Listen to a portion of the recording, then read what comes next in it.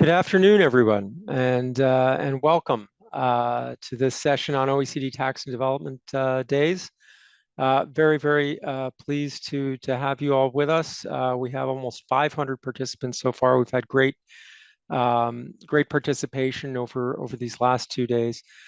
So welcome. This is a session on the OECD outreach and capacity building offer.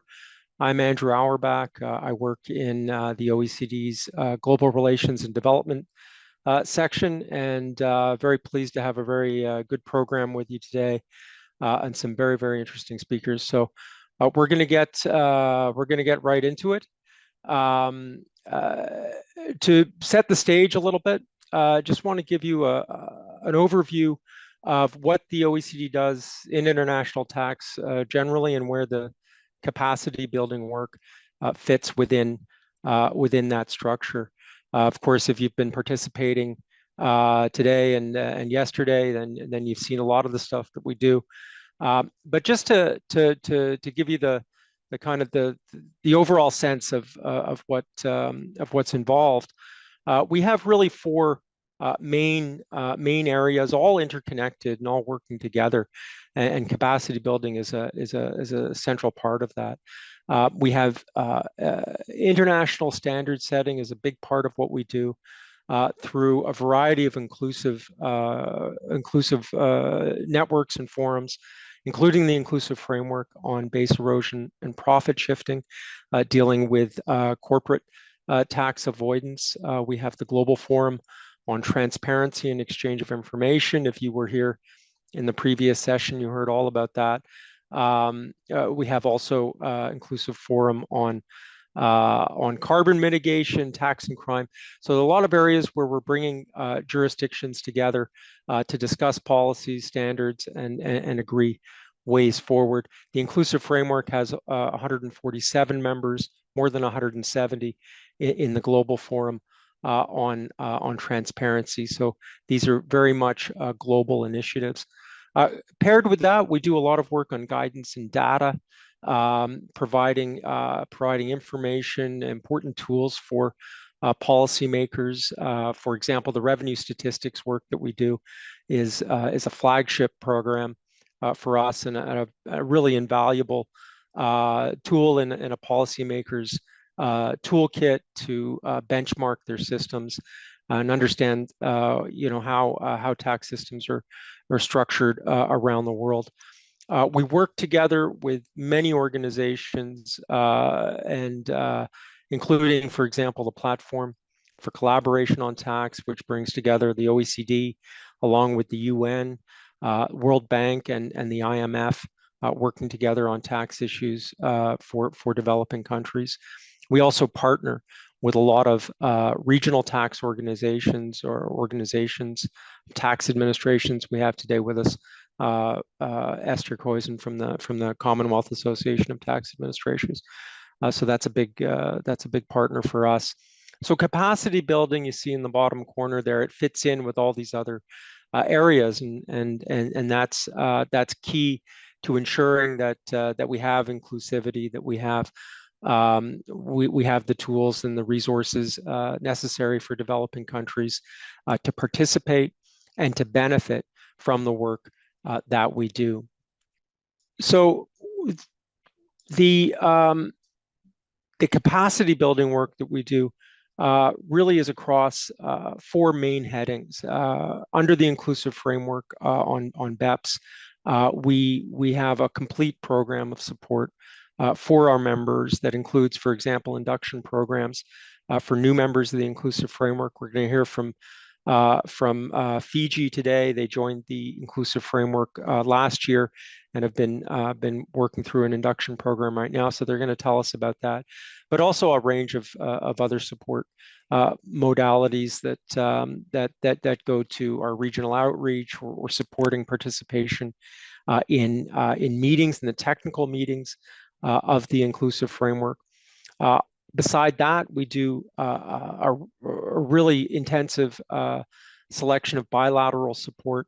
A large part of that is focused around transfer pricing, which is a key issue for all countries and developing countries really rely on a good transfer pricing program to ensure their corporate tax.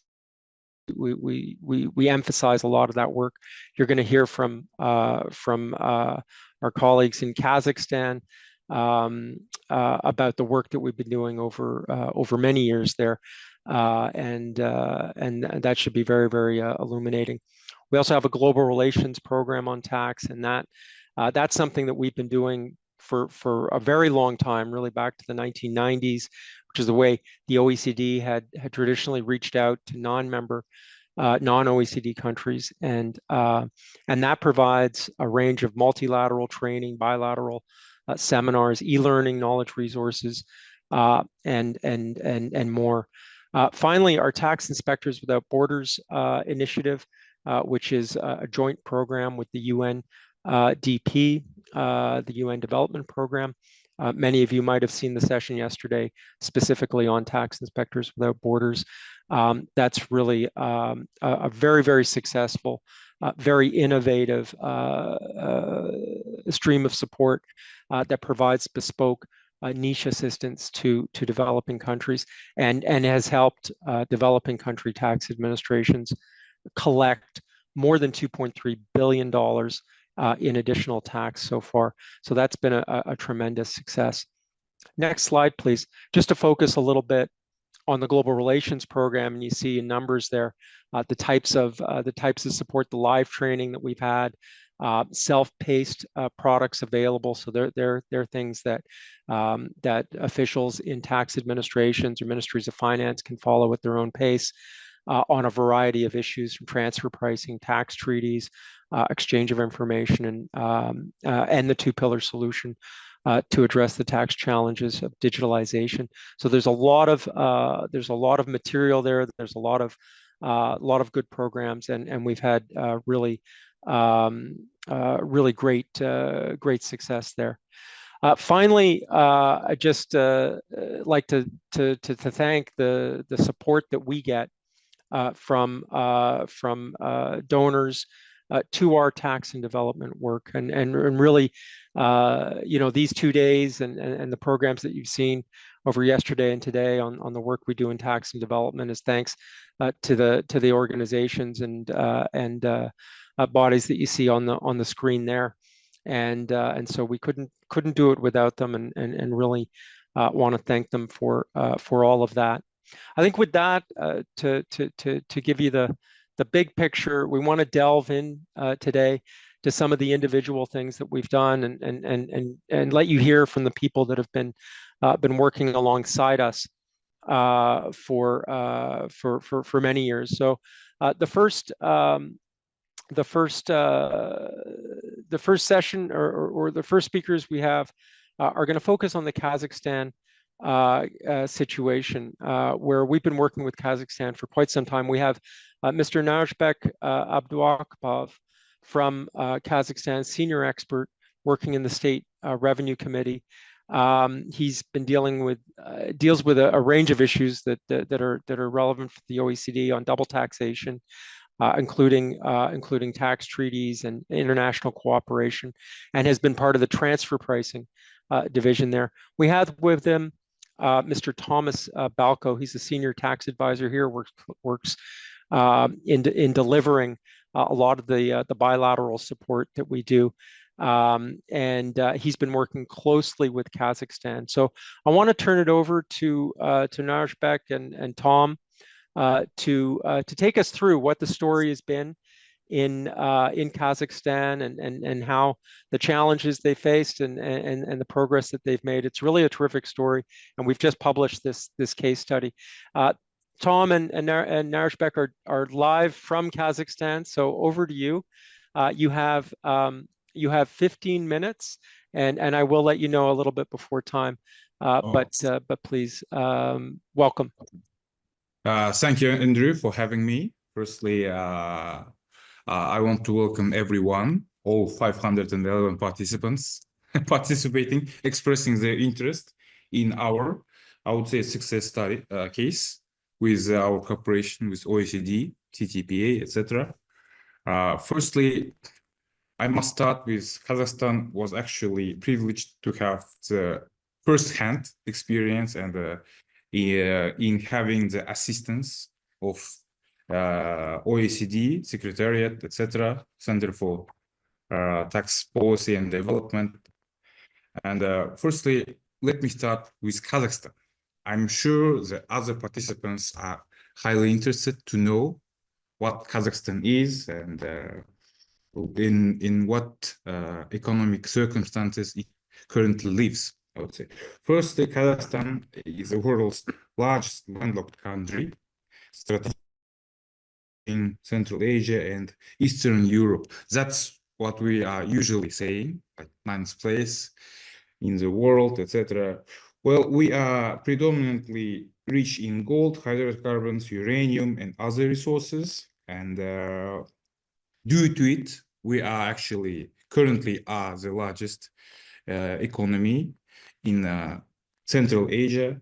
And we are mainly our investments come in oil, metal, and mining sectors because they are highly leveraged ones and highly profitable ones with multinational enterprise, etc. However, we are starting to suffer from the Dutch disease. So since 2000 and 2007, we were experiencing double-digit economic growth, around 10%, etc. But after the financial crisis, it went to the single-digit growth, so below 4%. And it showed that we are still dependent on the hydrocarbons and stagnant productivity. And well, the recent OECD tax policy review emphasized the need for higher tax revenues to reduce non-oil deficit. And multinationals need to exploiting tax loopholes by undervaluing minerals and shifting profits to low tax jurisdictions, reducing Kazakhstan's corporate income tax base with some export deals and also general tax code reliefs. And previously, we had limited experience with mining sector and complex financial transactions for transfer pricing purposes, but especially with trading hubs, etc. But with recent developments, our government decided that we will tackle it by having a close cooperation with OECD. That's why in 2012, Kazakhstan became a member of the Global Forum on Transparency and Exchange of Information Tax Purposes. We are still being reviewed. Right? And in 2013, we have Kazakhstan also joined OECD's Committee for Fiscal Affairs as an invitee, contributing to the OECD's tax policy work. And when in 2015, I guess it was like first BEPS project announced, and in 2016, year after, Kazakhstan became a member of the OECD G20 including framework on BEPS, collaborating to combat tax avoidance by MNEs. So as you can see, basically, we have been starting the work of cooperation since 2012, and it's continuing right now. So next slide, please.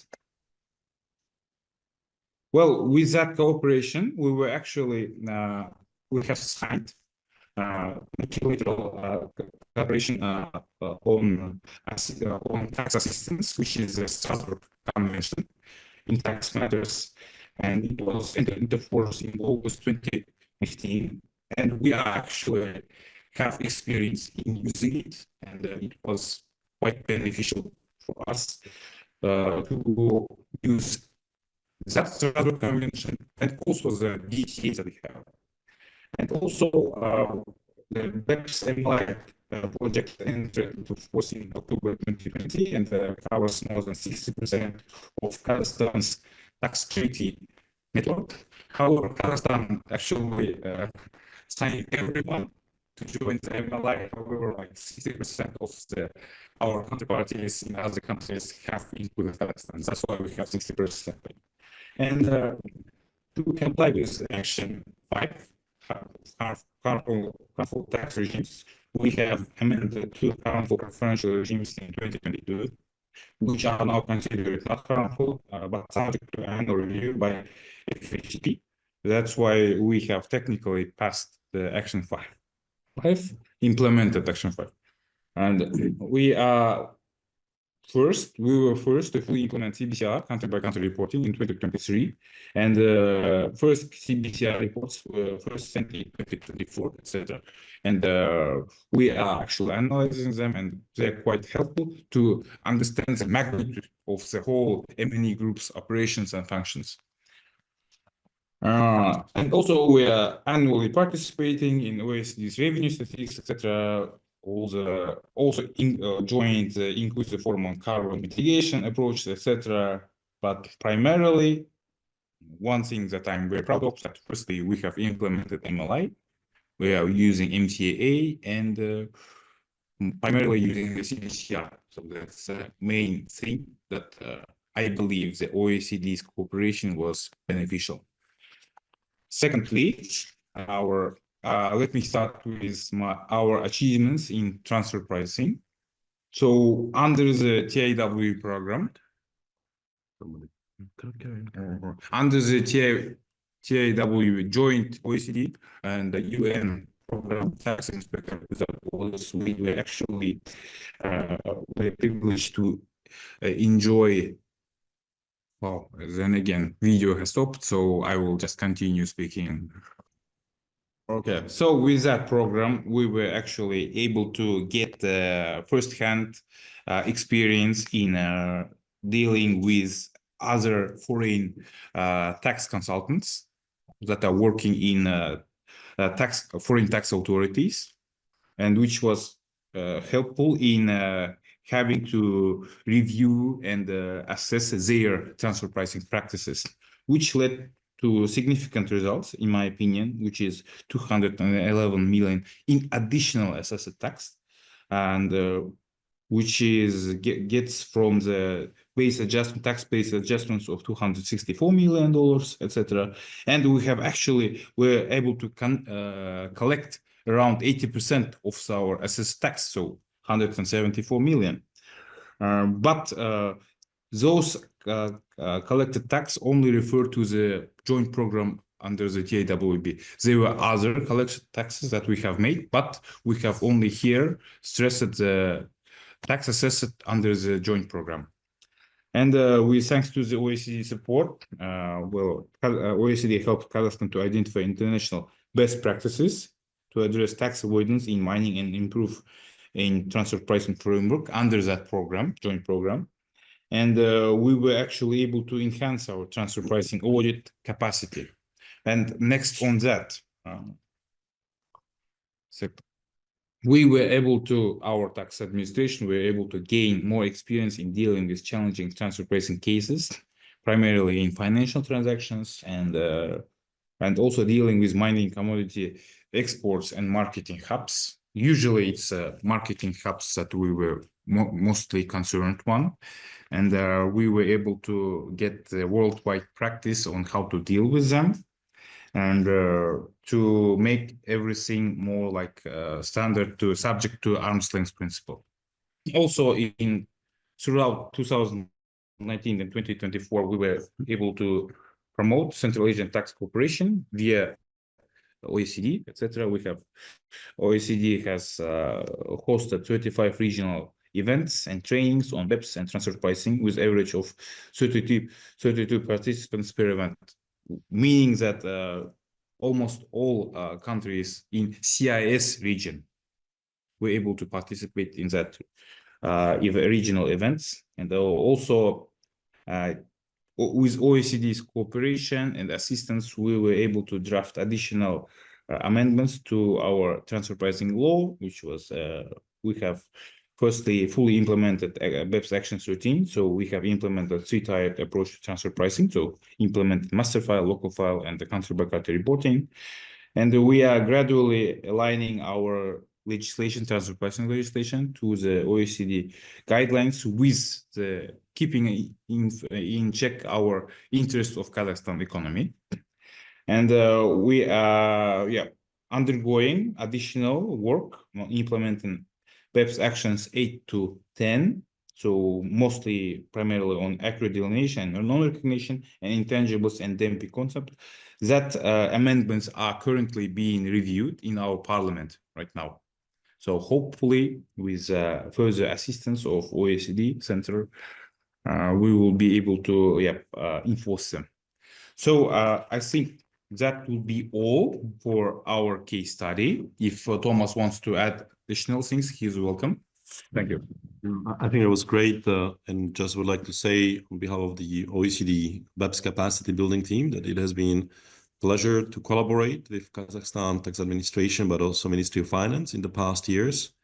It has been a long journey of collaboration, as Naurizbek explained, and we continue the work. It's not always easy. There are different stakeholders in the process. We need to explain to not only the technical experts, but oftentimes politicians what is important. Sometimes we need to engage with business. We had a business roundtable just this afternoon here in Kazakhstan discussing other challenging topics.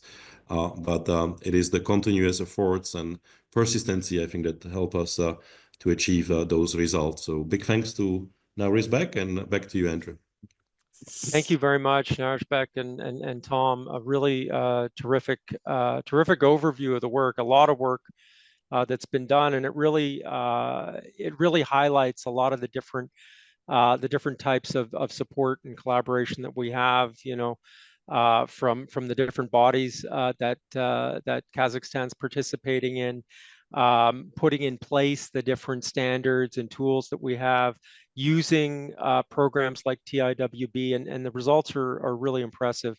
Not just the revenue raised, which is of course the ultimate goal, but the experience that's gained and the institutional framework that you've built up there, and that will stand Kazakhstan, of course, and we hope in very good stead in the years to come. So thank you for that. We're going to go now to hear the story of Fiji, who we've heard from Kazakhstan, who's been a long time part. Fiji has just joined the inclusive framework last year, and we have Monish Prasad, who has been with the Fiji Revenue and Customs Services for 12 years and is the manager in the international tax area, and is responsible for a very lot of things that have to do with the OECD and the Global Forum.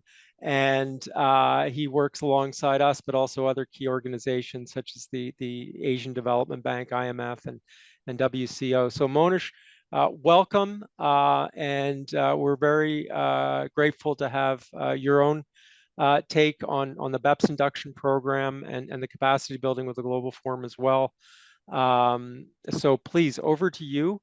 And again, it'll be 15 minutes, and we'll let you know near the time's up. But please.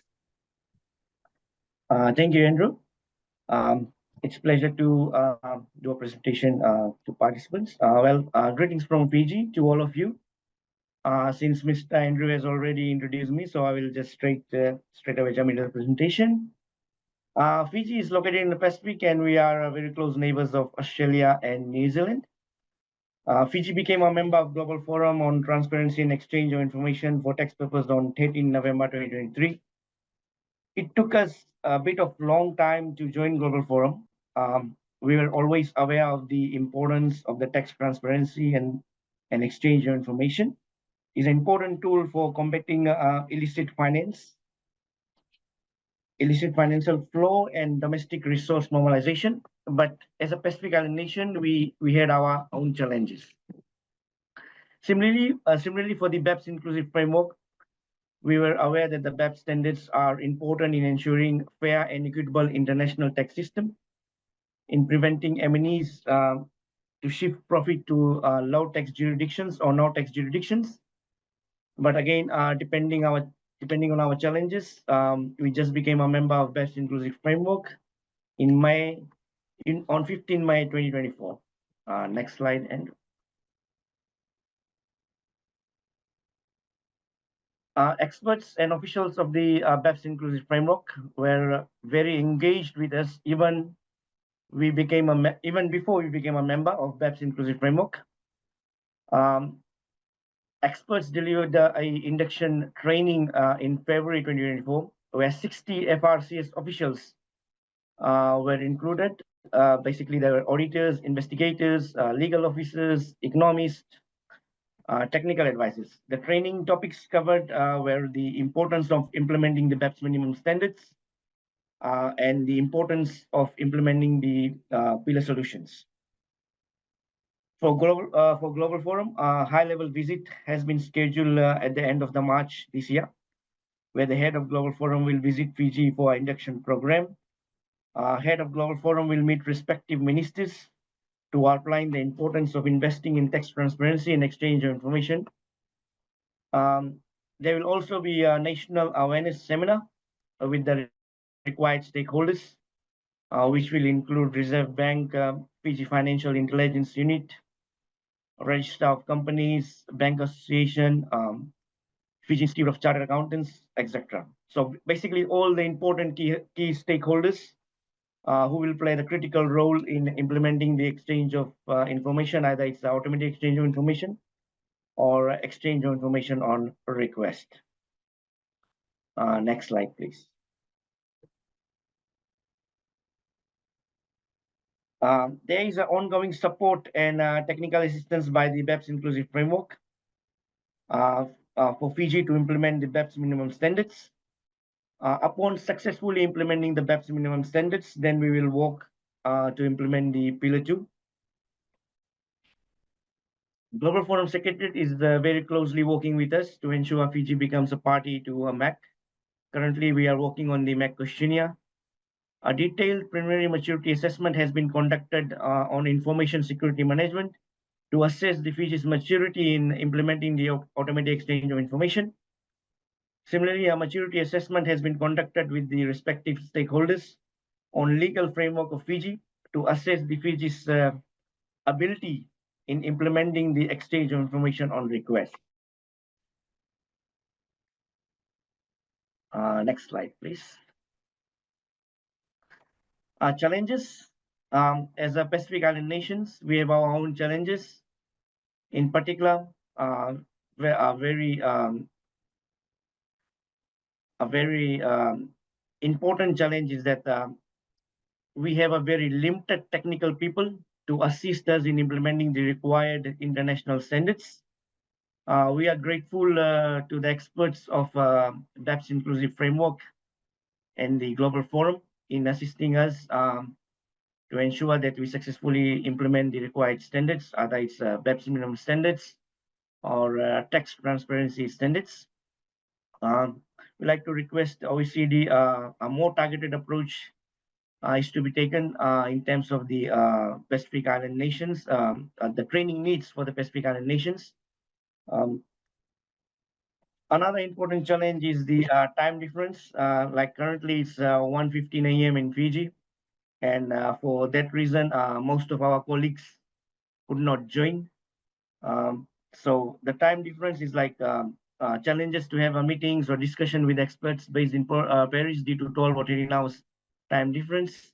I think it will be really ideal for OECD to, in order to assist the Pacific Island nations, to have a regional office, maybe in particular in Australia, so that we can have more effective engagement.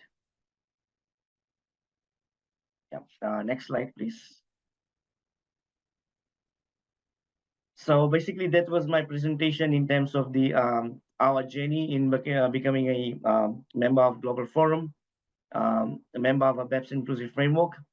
The assistance, basically the great assistance that has been provided by the experts of BEPS Inclusive Framework and Global Forum in ensuring that we implement the required standards to address the basically the tax challenges in terms of the tax avoidance by MNEs and illicit financial flows. So thank you.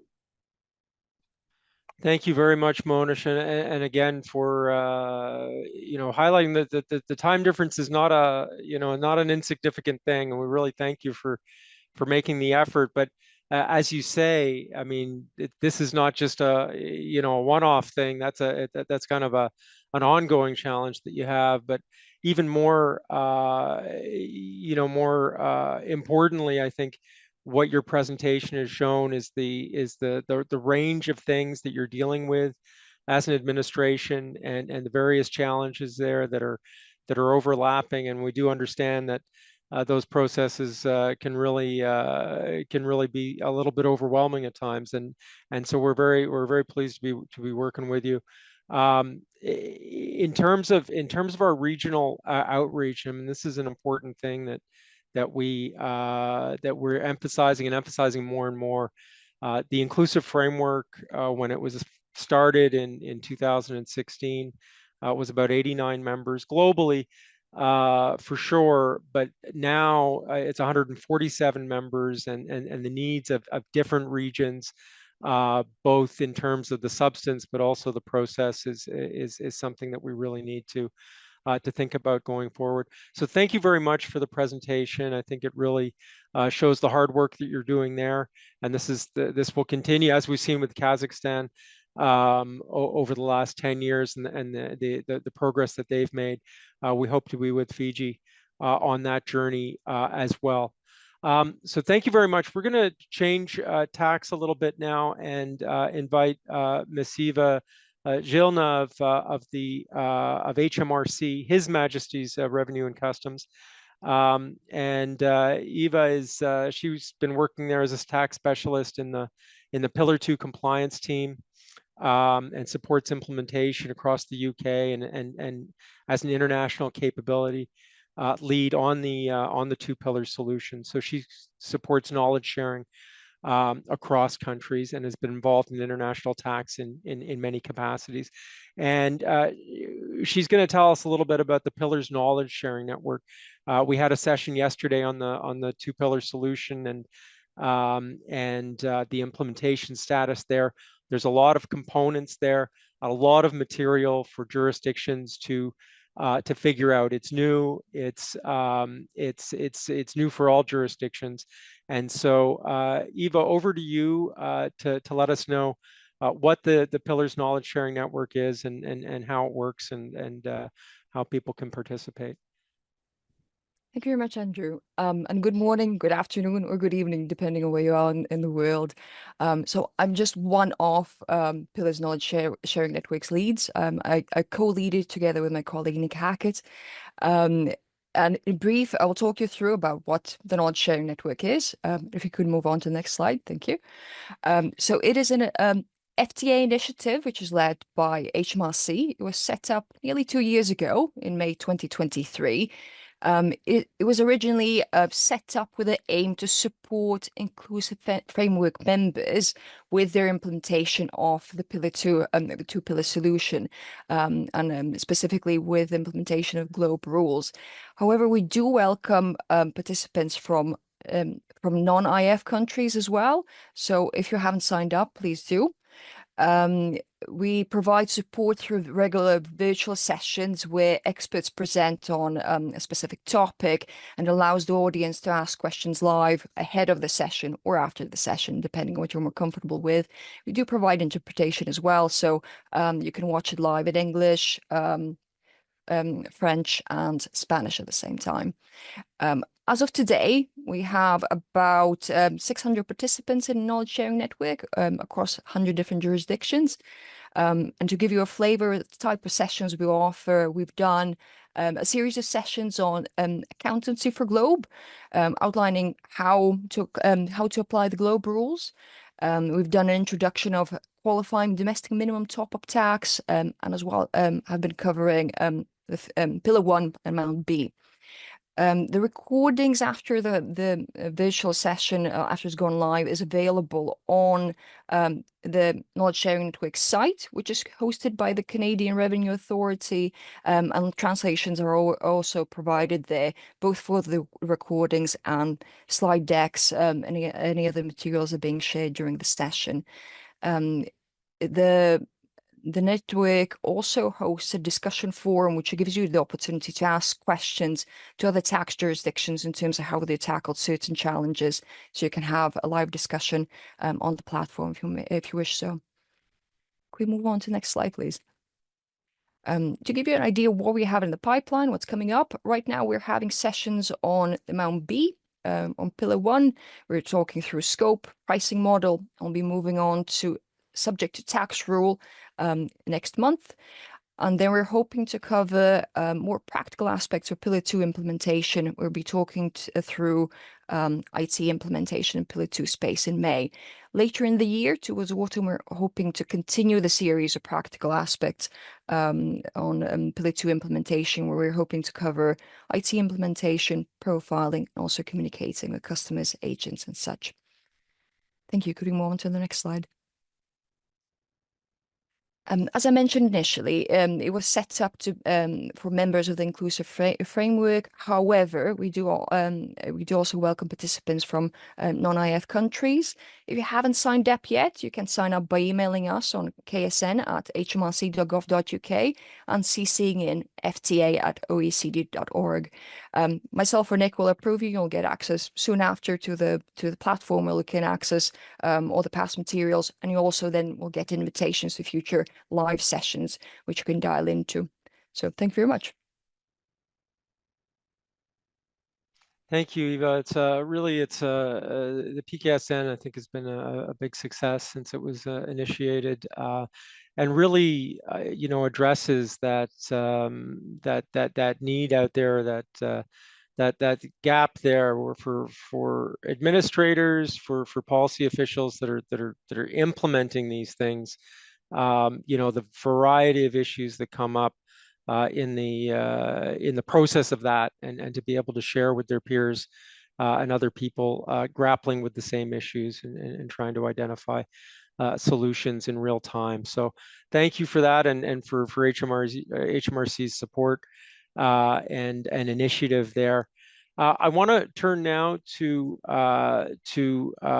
hear from one of our partners. I mentioned about outreach, regional engagement is something that we really focus on a lot. Of course, the inclusive framework is 147 members and growing. And often, partnering with organizations that are dealing with those members in variety of capacities is really key to delivering support. So Esther Koizen is here, the Executive Director of the Commonwealth Association of Tax Administrators.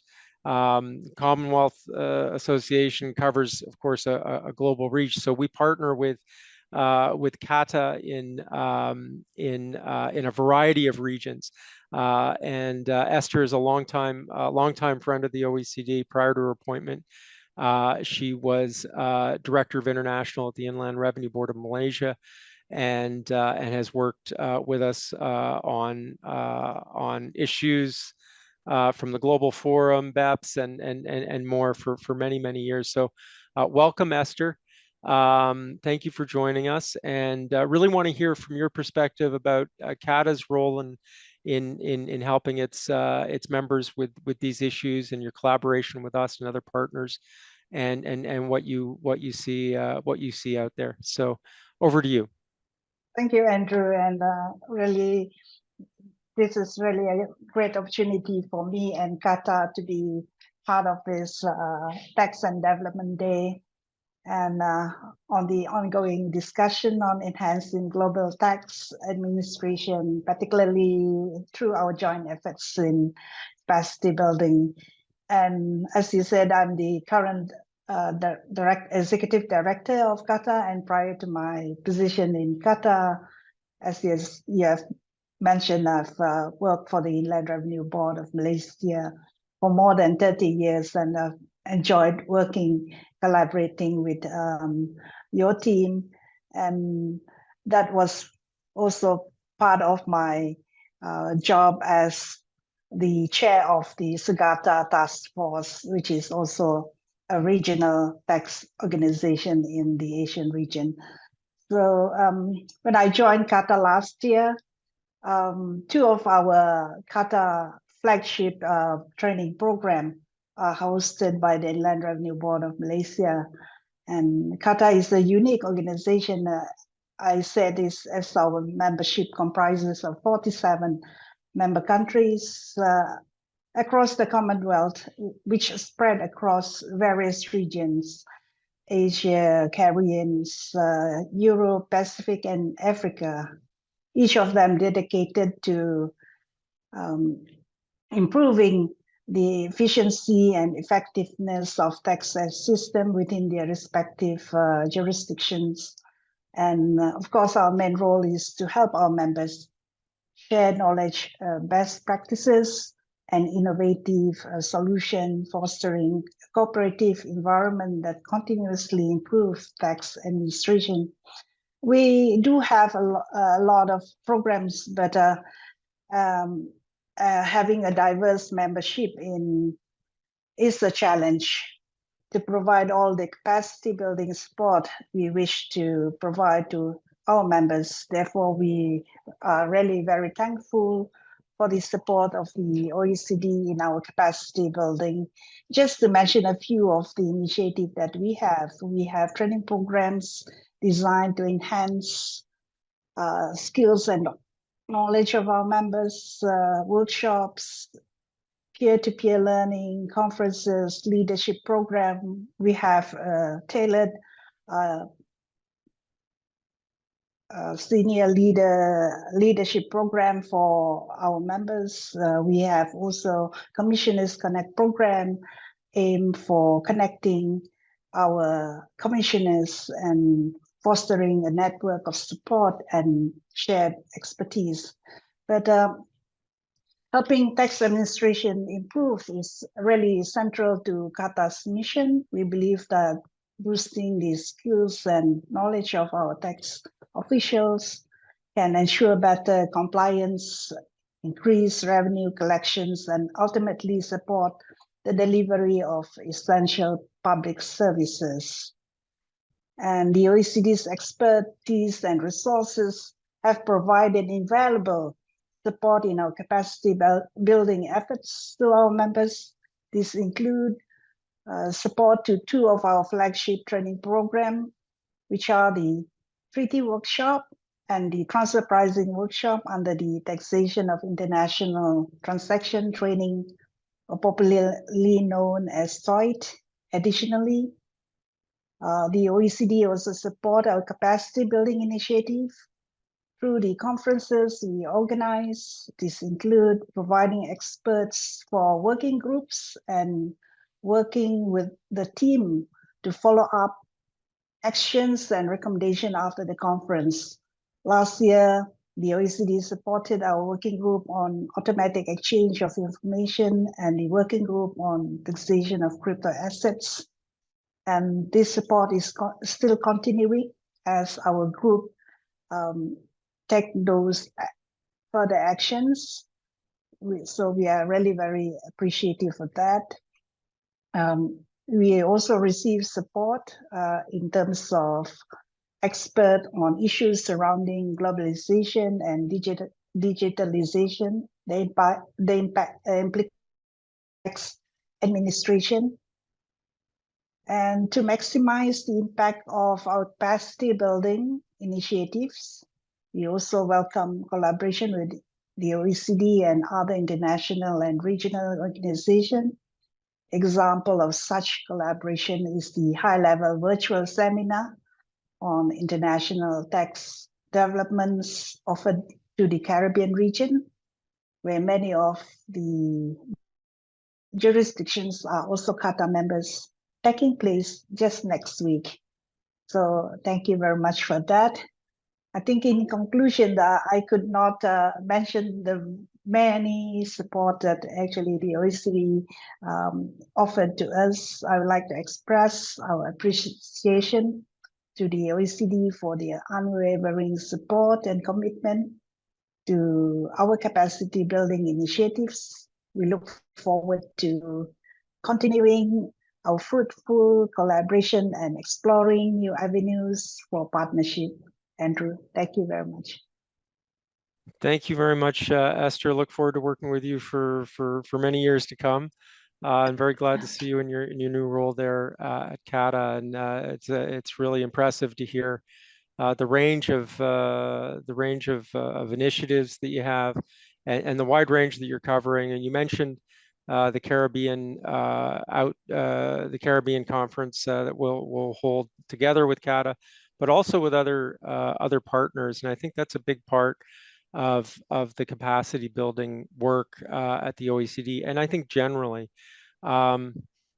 there's too much demand to go around, and there are a lot of organizations working on capacity building, and it's really imperative that that we collaborate, that we work together, that we join forces to make sure that we're delivering what the countries need, that we're not overlapping and duplicating. So the OECD is partnering with CATA, with IMF, CARTAC, with World Bank Group, with CARICOM and their COTA, CARICOM organization of tax administrators, to deliver a seminar next week on international tax. We also have outreach programs with Latin American countries that we're organizing with CIAT, the CIAT Institute of Tax Administrators. We will do also a seminar with IOTA, which is in tax administrators in Europe, and also with CREDAF for francophone African countries a little bit later in the year. And this is all part of trying to get together. I think the world has changed a lot, and tax administrations in developing countries really have just a growing need for access to this information. I want to so thank you to all who've shared the experiences there. We have a few minutes for questions. So if the participants, people online, have questions about the outreach and capacity, I think Kazakhstan is no longer online, unfortunately. But if you have questions about capacity building and what's happening, or for any of the other presenters, please type a question in the chat, and we will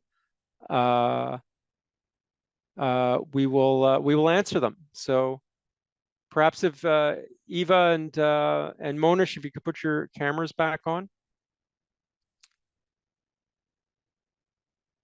And maybe while people are thinking if there's things they want to know about things. Eva, maybe I can ask you. I mean, the Pillars Knowledge Sharing Network is a new type of initiative, very much hands-on. It's been going on, I guess, about a year and a half, and I'm just wondering, in terms of how that's progressed. Are there lessons you've learned, particularly that you might want to apply, to other types of capacity building, or in different areas? Is the HMRC sort of looking at that as a model? I could probably touch on a point that my colleague from Fiji mentioned as well. Time zone differences come into play quite often. We're trying to find experts, and obviously it's time commitment as well, doing live sessions. So that's been the main struggle of finding speakers, time zone differences and time commitment. So we're tackling it by offering recorded options as well. We are definitely going to continue investing time and resource in the knowledge sharing network, because we see it as a model that's quite useful, because we're able to help many countries at once, opposed to having individual conversations. We're definitely seeing a pattern of common questions and themes that colleagues are interested in, which is exactly the reason why we're going to be doing the IT implementation session. That's been a common topic of interest. Plenty of challenges in the area, and how to how to develop an IT system for new taxes and how to link it up with existing systems. So we'll be sharing 3 countries' experience of it in May, and we'll continue that later in the year if we get willing participants. So if anybody here wants to talk on the topic, please let me know. Yes, okay. It's a good recruiting venue. Yes, thank you. And you mentioned the IT. I mean, this is something that comes up in a lot of areas. From the automatic exchange of information or country by country reporting. Obviously, the Pillar 2 implementation. There are IT systems through all of this, and it's no longer okay just to have your own system that works in your own country. I mean, you need things that are going to work with other administrations and with the flow of information between jurisdictions. It's a much different world than, really just about 15 years ago. I mean, a lot of people were just exchanging information in paper, I mean, it was not electronic necessarily. So things have changed a lot, and the needs there have obviously evolved. Monish, I wonder, in your case, I mean, there's a lot going on in Fiji around the international tax standards, a lot of new things to kind of take in institutionally in the tax administration. I mean, what has that meant for you there in terms of adjusting, your personnel and your systems and your priorities? How big a challenge has that been for you? Thank you, Andrew. A very good question. Yeah, it's a great challenge in terms of institutionally. In terms of the ID system, as we are working with the Global Forum and on the maturity assessment, we just has 2 weeks back, we had the detailed maturity assessment on information security management. Basically, a lot of changes required in the confidentiality of data safeguard. So in terms of the legislative framework, to become a party to a MAC, all those kind of things. And similarly for the BEPS minimum standards, we are working on a lot of legislative changes also. Yeah, it's a big it's a big job. Thank you for that reflection. I see a question in the chat for Eva. I'm not sure I get this right, but as per your experience, how much did the implementation of the new capacities help in reducing the time it takes to hear back from other tax administrations? I guess the communication have you heard the experience from jurisdictions about how communication has improved? And wouldn't have had direct feedback necessarily exactly on that question, but you're able to interact with other countries through a discussion forum directly, and you could have multiple answers for different jurisdictions at the same time. And the responses tend to be quite speedy in the discussion forum. In terms of bilateral support that UK has provided and conversations we've been having today, I don't think I would necessarily say that it has reduced time that we spent in conversations with other countries supporting. I would say it has allowed for more meaningful conversations. When the basics are being covered in a knowledge share network, we can delve into more intricate questions when meeting them. So I don't necessarily think there has been a time saving just yet. I think it's more about having more meaningful conversations. Right. Right. Okay. Thank you. There's another question. It's about KSN, but maybe I'll just answer it more generally about the costs involved in the KSN programs. I mean, for administrations, I mean, there's no cost, and for the programs that we offer, the bilateral support, multilateral training is offered free from the OECD side, and with the support, of course, of the donors that fund our work here in the tax and development work, but also in terms of the contribution of members across the inclusive framework or the global forum that provide experts. So there are a number of experts that are provided and give their time and their expertise to the trainings, to bilateral support, et cetera. So similarly with TIWB program, I mean, that's something that's funded through the UNDP and OECD and the donors, and is free to tax administrations, including, for example, with all the material on the KSP through our global relations program and tax. These are offered to our members. Maybe Esther, if I could ask you, given the global reach of CATA, sort of generally in terms of what you see as the top priorities for capacity building that you see in your members? Yes, Andrew. We have a very diverse membership, and I'm seeing different priorities in different regions. But what comes up very in general, everybody still need transfer pricing, for instance. So I think that's one of the focus that we still want to support transfer pricing for our members. And the implementation of the standard is also another one. And I'm very happy that the OECD is already providing support on that.